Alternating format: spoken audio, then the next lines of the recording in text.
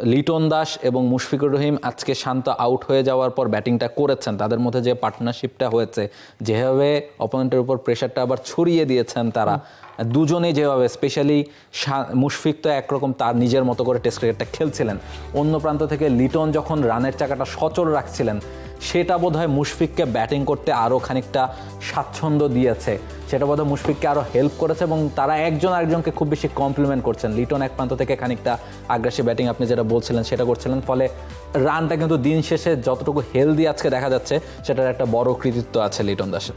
অবশ্যই 90 রান করেছেন, 123 বল মোকাবেলা করে 11টা বাউন্ডারি তিনি হাঁকিয়েছেন, একটা 6 ছিল, 73 স্ট্রাইক রেটে ব্যাটিং করেছেন। অন্যদিকে মুশফিক 46 স্ট্রাইক রেটে ব্যাটিং করেছেন, 350 বল মোকাবেলা করেছেন, 163 রান, 9টা 4 তিনি মেরেছেন, কোনো 6 নাই। সেঞ্চুরি করতে মুশফিক বাউন্ডারি হাঁকিয়েছিলেন মাত্র 5টা। টানা সপ্তমবারের মতো বেস্ট টিস্যু পেপার ব্র্যান্ড হিসেবে স্বীকৃতি পেয়েছে বসুন্ধরা টিস্যু। তো এই জায়গায় কিন্তু বোঝা যায় যে মুশফিক ডিটারমাইন্ড ক্রিকেটটা খেলেছেন। প্রায় 13 ইনিংস পরে গিয়ে মুশফিকের ব্যাটে একটা হাফ সেঞ্চুরি এসেছে, তো সেটাকে তিনি 150-তে পরিণত করেছেন, যেটা তার ক্যারিয়ারের 7ম 150 ছাড়ানো স্কোর। 3টা ডাবল সেঞ্চুরি তার আছে, 4র্থটা হতেই পারতো। একটু আনলাকিও যে বলটাতে তিনি আউট হয়েছেন, আম্পায়ার্স কলে আউট হয়েছেন, স্টাম্পটা একটু ছুঁয়ে গেছে, এর আগে একটা রিভিউতে তিনি বেঁচেছেন। তো সব মিলিয়ে একটু আনলাকিও বটে যে ডাবল সেঞ্চুরিটা করতে পারেনি, কারণ গল তার ওই যে দ্বিতীয় হোম গ্রাউন্ডের মতোই, গলে তিনি রান করবেনই।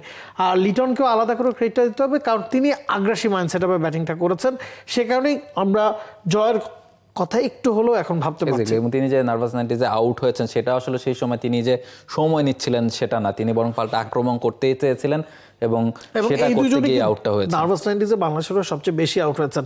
লিটন দাস তৃতীয়বারের মতো আউট হলেন, মুশফিক সর্বোচ্চ 4বার নার্ভাস 90-এ আউট হয়েছেন।